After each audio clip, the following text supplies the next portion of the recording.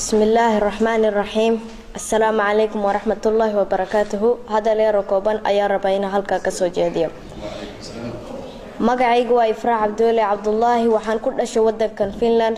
Soomaaliya wali ma arag laakiin waxaan ogahay inaan ahay Soomaali. Laakiin anigu caruur ayaan ahay ma garanay sababta aan u arki waay Soomaaliya. Caruur ayaan ahay ma garanay sababta caruur igu ah qaarkood loo dilaayo qaarkood badda ugu dhimanaya qaarkoodna baahi ugu dhimanayaan. Caruur ayaan ahay ma garanay sababta dad isku dhaqan ah isku diin ah isku af ah isku dad ah ay isku dilayaan. Caruur ayaan ahay ma garanay sababta aan aniga intaan halka ku dhalatayba ugu noqon laanahay wadankeeni.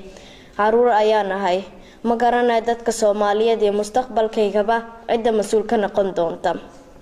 Waxaan jeclahay inaan arko Soomaaliya, inaan arko Xamar, inaan arko Hargeysa, inaan arko Kismaayo, inaan arko Boosaaso, inaan arko Gaalkacyo, inaan arko Hiiraan.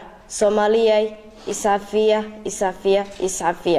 way mustaqbalkayga ayaa idinku xiran. Waad mahadsantihiin.